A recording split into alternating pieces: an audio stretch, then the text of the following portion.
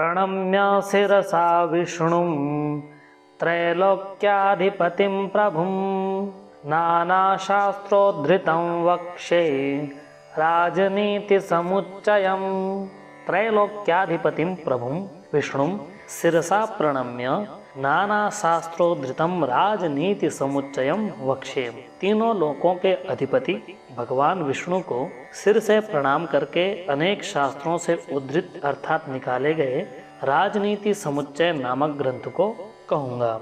चाणक्य नीति का पहला श्लोक है, जिस श्लोक में भगवान विष्णु जो कि तीनों लोकों के पालन करता है उनको सिर झुकाकर प्रणाम करते हुए सभी शास्त्रों के निचोड़ रूप राजनीति समुच्चय नामक ग्रंथ या राजनीति का जहाँ समुच्चय अर्थात तत्वों का एकत्रीकरण है, जहाँ राजनीति की बातें इकट्ठी हैं, ऐसे ग्रंथ को कहूँगा।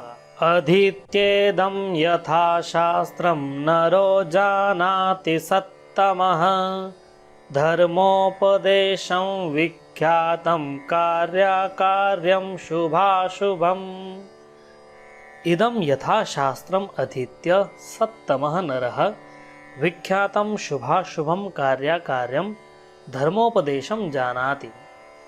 इस राजनीति समुच्चय नामक ग्रंथ को शास्त्र पूर्वक अर्थात विधि पूर्वक पढ़कर श्रेष्ठ मनुष्य प्रसिद्ध शुभ और अशुभ क्या करना चाहिए अर्थात कार्य और क्या नहीं करना चाहिए अर्थात अकार्य रूप धर्म के उपदेश अर्थात कथन को जानता है। चाणक्य नीति का नाम राजनीति समुच्चय है और कहते हैं कि इस चाणक्य नीति को जो शास्त्र पूर्वक पढ़ता है वह श्रेष्ठ मनुष्य क्या करना चाहिए क्या नहीं करना चाहिए पाप पुण्य धर्म अधर्म का भेद जान जाता है। तदहं संप्रवक्ष्यामि लोकानां हितकाम्यया येन विज्ञानमात्रेण सर्वज्ञत्वं प्रपद्यते।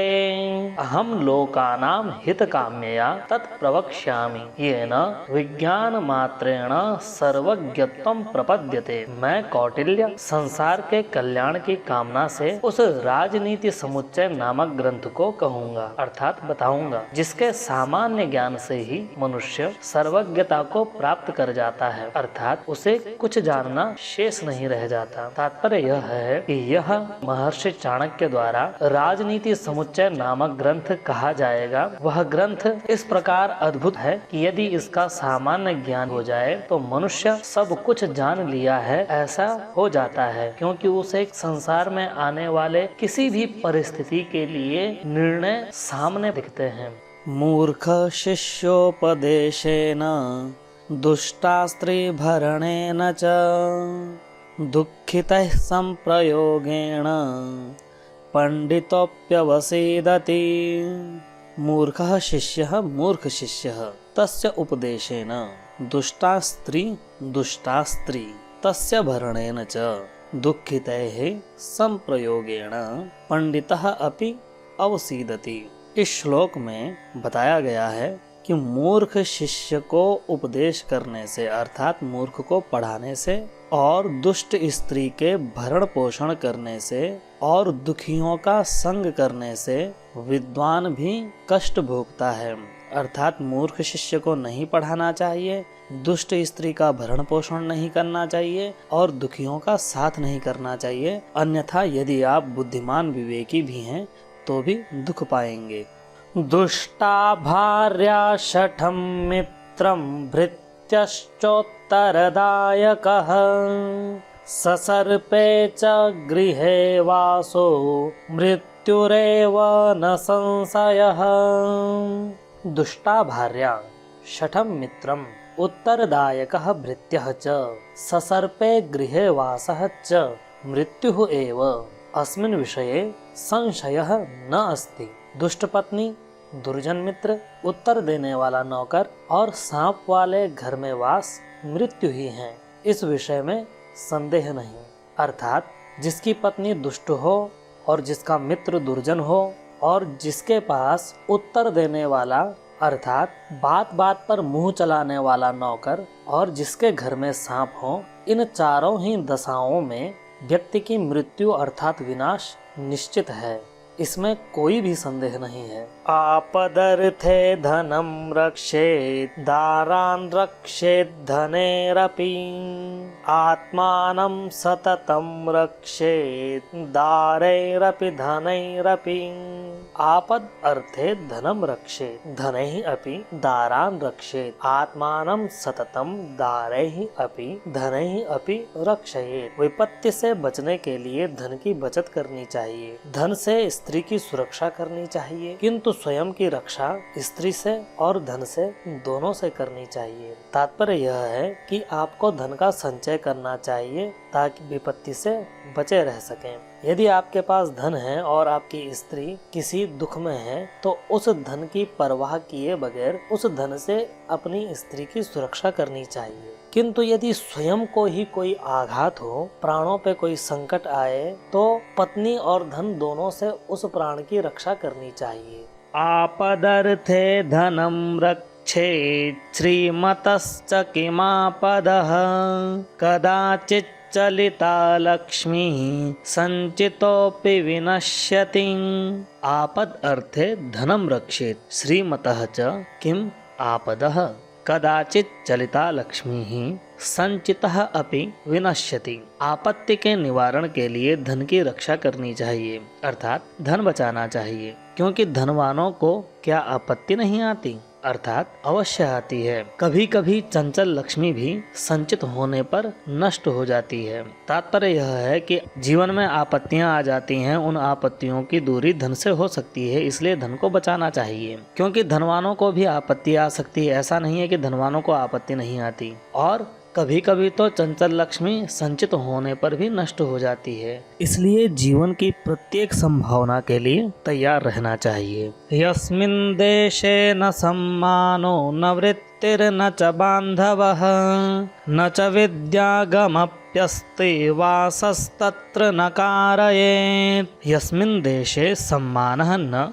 वृत्तिः न बान्धवः च न विद्यागमः अपि च न तत्र वासः न कारयेत्। जिस स्थान में सम्मान न हो, जहाँ कोई व्यवसाय न मिले, जहाँ बंधु बांधव न हो, जहाँ विद्या प्राप्ति के साधन न हो, वहाँ निवास नहीं करना चाहिए। इस श्लोक में बताया गया है कि वास वहीं करना चाहिए जहाँ सम्मान मिले, जहाँ आजीविका का साधन मिले, जहाँ बातचीत करने के लिए परिजन हो और जहाँ नित्य नया ज्ञान प्राप्ति करने का स्रोत हो। ऐसे स्थान पर ही निवास करना चाहिए। जहाँ सम्मान न मिले, आजीविका का साधन न हो, परिजन न हो, विद्या प्राप्ति के लिए उचित अनुकूल साधन न हो, ऐसे स्थान पर निवास नहीं करना चाहिए।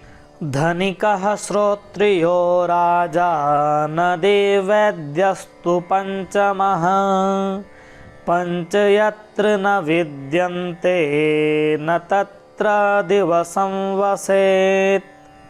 धनिकः श्रोत्रियः राजा नदी पंचमः तु वैद्यः यत्र एते पंच न विद्यन्ते तत्र दिवसम अपि न वसेत्।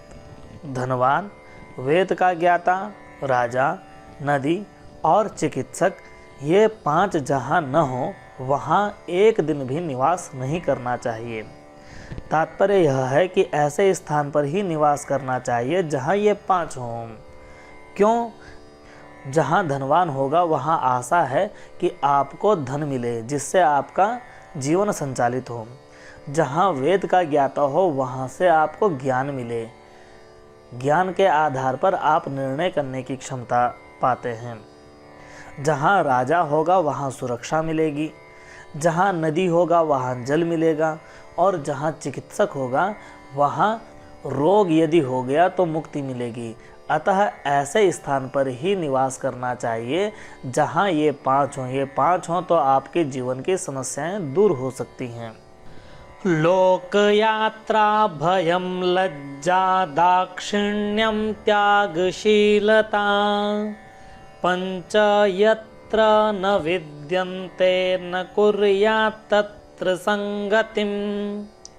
लोक यात्रा भयम लज्जा दाक्षिण्यम त्यागशीलता एते पंच यत्र न विद्यन्ते तत्र संगतिम न कुर्यात्। आजीविका, डर, लज्जा, कौशल, त्याग की भावना का गुण जिस व्यक्ति के पास न हो, उसके अथवा उन लोगों की संगति नहीं करनी चाहिए। तात्पर्य यह है कि ऐसे लोगों की ही संगति करनी चाहिए जो अपनी आजीविका में व्यस्त हों, जिन्हें भय हो, जिन्हें लज्जा हो, जिनके पास कौशल हो, काम करने की निपुणता हो, समझ हो, त्याग की भावना का गुण हो। ऐसे व्यक्ति के साथ संगति करके ही आपका जीवन उन्नत हो सकता है, क्योंकि ऐसे व्यक्तियों से आपको भी प्रेरणा मिलेगी। अन्यथा जिन लोगों के पास ये 5 गुण न हो, उन लोगों के साथ संगति आपके अस्तित्व को भी नष्ट कर डालेगी। जानीयात् प्रेषणे वृत्त्यान् बान्धवान् व्यसनागमे मित्रं चापत्तिकाले तु भार्यां च विभवक्षये। प्रेषणे वृत्त्यान् जानीयात् व्यसनागमे बान्धवान् जानीयात् आपत्तिकाले तु मित्रं जानीयात् भार्यां च विभवक्षये जानीयात्। कार्य हेतु भेजे जाने पर नौकर की पहचान होती है। दुख या बुरी आदत लगने पर बांधव को जान लेना चाहिए।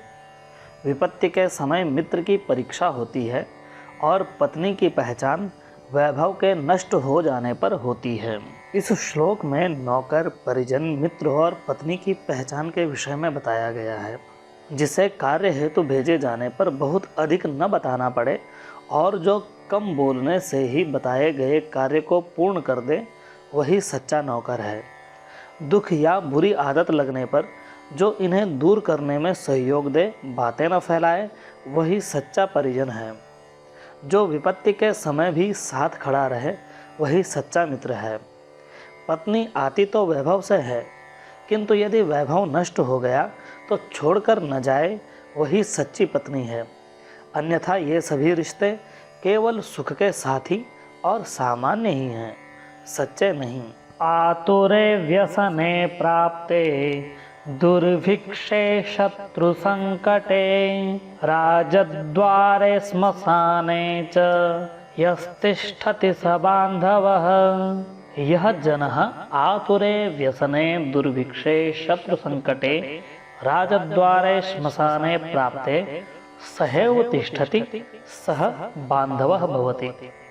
जो व्यक्ति आतुरता, कोई बुरी आदत, अकाल, शत्रु द्वारा दिए गए संकट, राजा के समक्ष या न्यायालय में और मृत्यु स्थल की प्राप्ति होने पर साथ ही रहता है, वही सच्चा मित्र है। तात्पर्य यह है कि सामान्य परिस्थिति में तो कोई भी साथ रह जाता है, किंतु जो व्यक्ति आतुरता, बुरी आदत, अकाल, शत्रु द्वारा संकट खड़ा कर देने पर, राजा या न्यायालय के सामने या मृत्यु की घड़ी आने पर साथ रहता है, वही सच्चा बांधव होता है। यो ध्रुवाणि परित्यज्य अध्रुवं परिसेवते ध्रुवाणि तस्य नश्यन्ति अध्रुवं नष्टमेव हि। यह मनुष्यः ध्रुवाणि वस्तूनि परित्यज्य अध्रुवं परिसेवते तस्य ध्रुवाणि नश्यन्ति अध्रुवं हि नष्टम एव।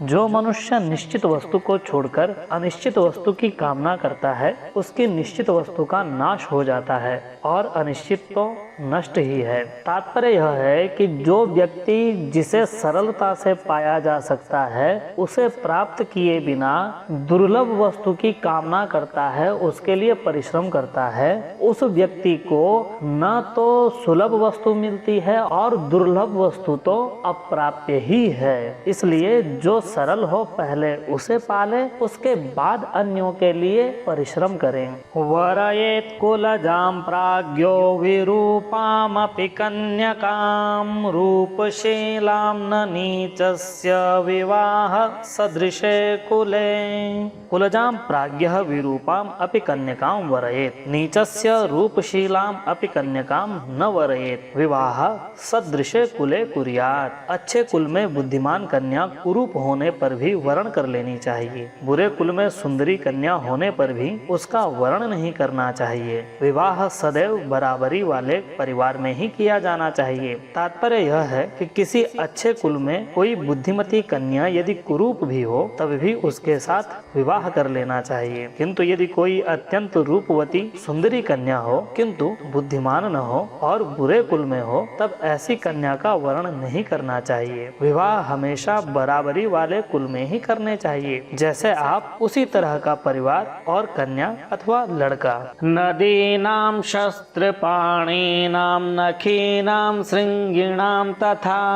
विश्वासो नैव कर्तव्यः स्त्रीषु राजकुलेषु च।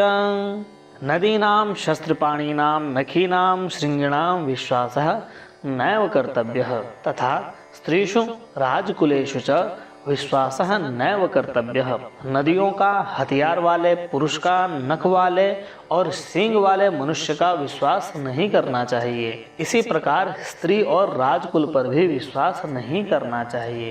तात्पर्य यह है कि इन 6 प्रकार के लोगों का विश्वास नहीं करना चाहिए। नदी बहा सकती है, हथियार वाला मार सकता है, नख वाला और सींग वाला भी मार सकता है, स्त्री और राजकुल कभी भी कुछ भी कर सकते हैं। अतः इन 6 प्रकार के प्राणियों के साथ सावधानी पूर्वक ही व्यवहार करना चाहिए।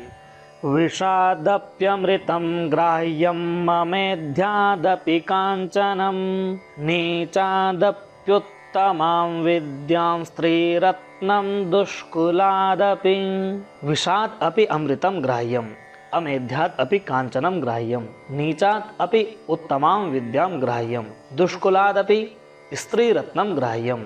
विष से भी अमृत ग्रहण कर लेना चाहिए, अशुद्धि से भी सोना ग्रहण कर लेना चाहिए, नीच से भी उत्तम विद्या को ग्रहण कर लेना चाहिए और बुरे कुल में उत्पन्न स्त्री रूप रत्न को प्राप्त कर लेना चाहिए। तात्पर्य यह है कि उत्तम वस्तु को कहीं से भी ग्रहण कर लेना चाहिए। जैसे विष में यदि अमृत मिल रहा हो तो ग्रहण कर लेना चाहिए, सोना यदि अशुद्धि में पड़ा हुआ हो तो ग्रहण कर लेना चाहिए, विद्या यदि नीच व्यक्ति से मिल रही हो तो ग्रहण कर लेनी चाहिए और स्त्री रूप रत्न यदि बुरे कुल में हो तो ग्रहण कर लेनी चाहिए। स्त्रीणां द्विगुण आहारो लज्जा चापि चतुर्गुणा साहसं षड्गुणं चैव कामश्चाष्टगुणः स्मृतः।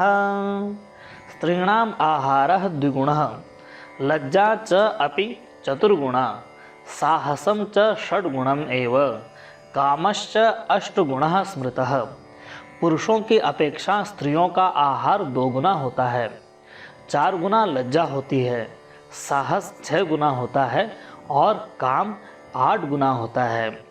इस श्लोक में पुरुष की अपेक्षा स्त्रियों में क्या अधिक होता है यह बताया गया है।